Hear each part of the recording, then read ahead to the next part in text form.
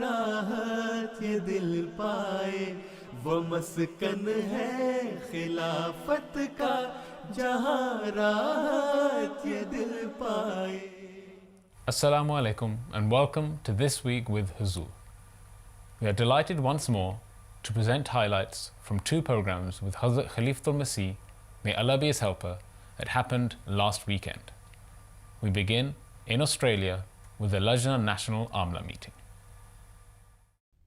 Hazrat Khalifatul Masih V, may Allah be his helper, held a virtual online meeting with the Lajna Imaila Australia's National Amla on Saturday. His Holiness presided over the meeting from his office in Islamabad, Tilford, whilst the Amla representatives were gathered at the Baitul Huda Mosque complex in the Greater Sydney region. During the meeting, His Holiness outlined the various responsibilities assigned to the office holders and gave guidance on improving the activities of their departments. His Holiness said it was crucial to embed Islamic values in Ahmadi Muslim children from a young age. شروع میں بچیوں کو بتائیں کہ تمہارا لباس جو ہے حیادار لباس ہونا چاہیے. جب وہ بڑی ہوں اور لجنہ میں شامل ہوں تو پھر ان کو پتہ ہونا چاہیے حیادار لباس کے ساتھ حجاب کا حکم بھی اللہ تعالیٰ کا ہی ہے، قرآن کریم میں ہی ہے. تو جب بچپن سے ٹریننگ دیں گی ان کو تو تبھی وہ لجنہ میں آ کے اور معیار کبیر کی ناصرات بن کے حیادار لباس پہنیں گی. ان کو بتائیں بچپن میں کہ بھی عمر چھوٹی ہے لیکن آن صلی اللہ علیہ وسلم نے فرمایا کہ حیا ایمان کا حصہ ہے، اس لیے تم لوگ حیادار لباس پہنو. پھر جب بڑی ہوں حیادار لباس کے ساتھ حجاب بھی ہو. جب حجاب ہوتا ہے تو حجاب خود اثر ڈال رہا ہوتا ہے بہت ساری برائیوں سے اور مکسنگ اپ سے، مردوں کے ساتھ باتیں کرنے سے اور ان کے ساتھ دوستیاں لگانے سے. یونیورسٹی کالج میں جو لڑکیاں جاتی ہیں ان کو خود ہی احساس پیدا ہو رہا ہوتا ہے کہ ہمارا حجاب جو ہے اس کا ہم نے پاس کرنا ہے.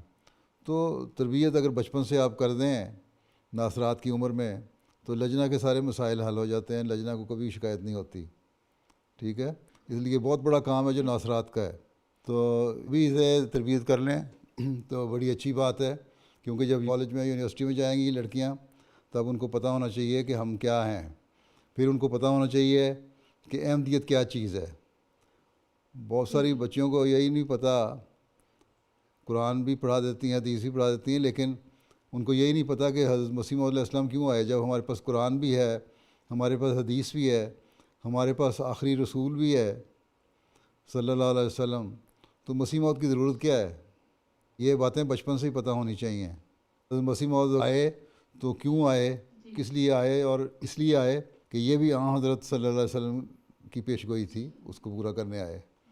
تو یہ چیزیں جو ہیں یہ بچپن سے ذہنوں میں ہونی چاہیے، اور جب یہ بنیادی چیزیں ہوں گی تو تبھی وہ آگے بڑھیں گے. بڑے بڑے مسائل تو سیکھ ہی لیتے ہیں لوگ ہیں، بنیادی چیزیں سکھا دیں. ان کو یہ پتہ ہو کہ میرا ایمان کیا ہے، میں کیوں احمدی ہوں، کیا میری ذمہ داریاں ہیں، اور اس کے بعد پھر دیکھیں آپ کی اگلی نسل جو لجنہ کی آئے گی وہ اس سے بہت بہتر ہوگی جو موجودہ نسل ہے لجنہ کی. During the meeting, beloved Huzoor, may Allah be his helper, highlighted the importance of working as a team and training others. خود کام کرنا اور اچھا کام کرنا کوئی کمال کی بات نہیں ہے، یہ آپ کی ایک پرسنل کوالٹی ہے. ٹھیک ہے، خود کام کر لیا، اچھا کام کر لیا، اچھی رپورٹیں دے دیں، بہت اچھا کیا، لیکن اس کے ساتھ اگر آپ نے اپنی ٹیم نہیں بنائی، اپنی سیکنڈ لائن نہیں بنائی جو آپ کے کام کو بعد میں سنبھال سکے، تو اس کا مطلب آپ نے کچھ بھی نہیں کیا. خود کام کرنا اصل کام نہیں ہے. اصل کام یہ ہے کہ اس کام کو جاری رکھنے کے لیے اپنی ایک ٹیم بنانا اور ایک سیکنڈ لائن کا تیار کرنا، تاکہ جب آپ کی عمر بڑی ہو جائے، میں نہیں کہتا آپ بڑی ہو چکی ہیں عمر کی، لیکن جب آپ کی عمر بڑی ہو جائے تو پھر آپ کم از کم دوسری کام کرنے والی آپ کو مل سکیں. تو ہر جو یہاں لجنہ سیکرٹری بیٹھی ہے اس کا کام یہ نہ دیکھے کہ میری عمر 40 سال ہے یا 45 سال ہے یا 35 سال ہے یا 50 سال ہے. آپ نے پھر بھی اپنی ایک سیکنڈ لائن تیار کرنی ہے. ٹھیک ہے، اور یہی احساس یہ صدر صاحبہ کو ساری جو مجالس ہیں آپ کی ملک میں ان کو اندر پیدا کرنا چاہیے، اور ان کی سیکرٹریان کو اور صدرات کو بھی کہنا چاہیے، تاکہ کام سنبھالنے والیاں आपको आइंदा मिलती चली जाएं, जिनको सिस्टम का भी पता हो। काम सिर्फ सर पे पड़ता है तो आदमी संभाल ही लेता है, तो ऐसा कोई मसला नहीं है। जब सर पे काम पड़ता है संभाल लेता है, आपके पास लाए अमल है, आपके पास दस्तूर असासी है, आप काम कर लेंगी। लेकिन अगर आप पहले से सिस्टम में इन्वॉल्व हैं तो आप उस काम को बेहतर तरीके से संभाल सकेंगी जब नई जिम्मेदारी आप पे पड़ेगी। Huzoor also explained the real purpose underlying the efforts of Ahmadi Muslims to spread Islam's teachings. रिपोर्टें लेने के लिए बातें नहीं करानी, इसलिए तबलीग करनी है कि हमें हमदर्दी है इन लोगों से, इनको अल्लाह ताला के करीब लाएं, और उस हमदर्दी का तकाजा है कि हम इनको इस्लाम का सही पैगाम पहुँचाएँ। और फिर उसका तकाजा साथ ये भी है कि अपने आप को भी इम्प्रूव करें और अपना भी अल्लाह से ताल्लुक़ पैदा करें। सेक्रेटरी तबलीग का अपना बराह रास्त अल्लाह से ताल्लुक़ होना चाहिए। ठीक है जी, बिल्कुल। अल्लाह ताला आपको तौफीक दे। ठीक, आगे। हुजूर, मेरा सवाल है कि हम अपनी मीटिंग्स में अटेंडेंस किस तरह बढ़ा सकते हैं? बस पीछे पड़े रहें, प्यार से समझाते रहें, ओहदेदार बन के लोगों के पीछे ना पड़ें, बड़ी बहन बन के बने, छोटी बहन बन के पड़ें, अम्मा बन के पीछे पड़े रहें और आ जाएंगे लोग। मुस्तकिल काम है हमारा कहना। मीटिंग में दिलचस्पी के प्रोग्राम भी रखा करें ना, उन्हीं को इन्वॉल्व करें, जो नहीं आती उन्हीं से तकरीर करवा दिया करें, तो आप ही आ जाएंगी। The following day, a second virtual event took place. This time, it was a turn of Mauritius's Wakfeno girls, who enjoyed an hour-long class with beloved Huzoor. My question today is, our missionaries gain an incomparable amount of knowledge by attending Jamia Ahmadiyya. As an Ahmadi girl, I would also like to gain such knowledge. Can Huzoor please advise on how can we also attain such level of knowledge? Those countries who are now well established, they have started Aisha Diniyat class for girls and Hafizun also. So in their classes, girls are also getting education with regards to their religious knowledge, and also at the same time they are memorizing the Holy Quran and becoming Hafza. So when Mauritius Jamaat is well established, although it is established, but still lacking the resources. So when you have enough resources, I hope some training courses will also be started for girls here in the Mauritius, because it is difficult to send you out to any of the international Jamia. And also at the same time, there is no international Jamia Ahmadiyya for girls. So for the time being, you have to increase your knowledge by reading yourself and struggling hard for obtaining that knowledge. So I'm sorry that for the time being we cannot make any arrangement for you. But still, you can increase your knowledge by reading the books of the Prophet Messiah Islam and the other Jamaati literature. One girl asked how children should save themselves from a negative reaction when their parents punish them. You see, first thing is that your parents should not punish you on small things. They should politely and kindly advise you that you should do this and do that and behave well. And if you are too much overactive and disobeying all the instructions of your parents and putting them in trouble, then sometimes they punish you. If you are not doing your studies and even doing some bad things, then obviously you will be punished. But on small petty things, they should not do like this. Even Hazrat Masih has said that I don't like that parents punish their children on small and petty things. Even they should tolerate each and everything of their children and pray for them, that Allah Ta'ala reform them and remove their shortcomings and the problems they have. So first of all, parents should pray to Allah Ta'ala that Allah Ta'ala make their children well behaved, good, pious, and bring them among those people who are pious and obeying the instructions and commandments of Allah Ta'ala.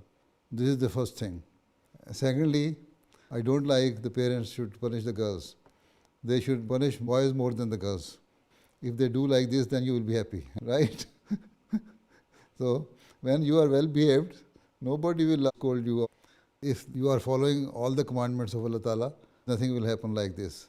So, If you are only blaming your parents, you should also see yourself. Are you obeying all the commandments of Allah? And even after that, if your parents are still not happy with you, then we can say the parents are not good, but children are good. Right? When you become a parent, then you should use this lesson for your children. Right? One day, inshallah, you will be mother. When you are mother, then you take care of your children in a proper way so that they become the good asset for the community. Huh? Yes. My question is, normally we do our personal dua in sajda. However, if we forgot to ask something specific and that we have just finished namaz, do we have the right to do dua after saying salam? The prayers actually shows that you are in the presence of Allah Ta'ala. Allah Ta'ala has told you that when you are in prayers, you are close to me. And especially when you are in the posture of sajda, when you say Assalamu alaikum, and then after that you raise your hand, that is nothing. That is a tradition evolved by non-Ahmadis. But we say that whenever we are in the presence of Allah Ta'ala, we should say everything to Him. Not that when we leave His house or when we leave His company, then we ask prayer for Him. Although Allah Ta'ala is present everywhere, and cannot say that we have left Allah Ta'ala or Allah Ta'ala is not present while we are out of the atmosphere of the prayer. But at the same time, there is a special time given to us by Allah Ta'ala that when you are offering your prayer, then you seek my help and say whatever you like. When you forget one thing, then this is why you have 5 daily prayers. Then the next prayer you can ask the same thing from Allah Ta'ala. Even in another prayer, there are 8 sajdas. And in Zohar prayer, there are 20 sajdas. In Fajr prayer, there are 8 sajdas. Right? So, if you forget something in one prayer, then in the next prayer you can seek Allah's help. Right? Jazakallah, Huzoor. My question is, how does the Nusrat Jahan scheme work exactly? Nusrat Jahan scheme. You see, when Khalifatul Masih Salis, the third Khalifa, during his visit in the Gambia, I think Allah Ta'ala put this thing in his heart that he should start a scheme in which the poor people of Africa should be catered for. And he started that scheme, and he gave that scheme the name Nusrat Jahan Leap Forward Scheme. So that scheme is to help the poor people of Africa in their education and to help the poor people of Africa with regards to their health problems. And this is why he started opening hospitals and schools in African countries. This is Nusrat Jahan scheme. And if you become teacher or doctor, you can be sent to any of the African countries. Even Mauritius is also among African countries, but conditions are better than quite a number of other African countries which need you and need your help. Right? Okay, Jazakallah. It is said that in Hadith that a person who drowns becomes a shaheed. Why is it so, and does it apply to everybody? You see, the person who dies of stomach illness is also shaheed, and there are so many other categories of shaheeds. And it might be because while drowning, he might be struggling hard to save his life and he could not. He might be seeking Allah's help and forgiveness, but ultimately he drowned and died.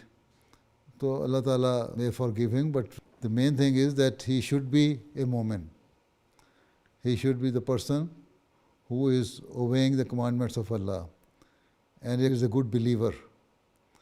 Not that a kafir who does not believe in Allah Ta'ala and then while drowning he says, "Oh Allah, save me," then no, he is not a shaheed. The condition is if you are a good believer and then if you have drowned in the river or water, then of course Allah Ta'ala says, yes, you are a shaheed. But the condition is that you have to be a good believer. This is what the Holy Prophet ﷺ has said. Drugs is being spread in our school to a large extent nowadays. Some students are even selling drugs at school. What advice can Huzoor give us to protect ourselves and our children against this? Normally, it is everywhere in the world nowadays. This is a big mafia which is causing all this problem. They are utilizing school children to sell their drugs. They give them small amount of drug in the beginning free of cost. And when they get addicted, then they ask them, okay, we shall give you these things free of cost if you give us some favor and sell these things among your fellow students or other people. The society is now completely corrupted. There are no morals in the society. They don't care what they are doing with the children of the nation. Everybody is now selfish.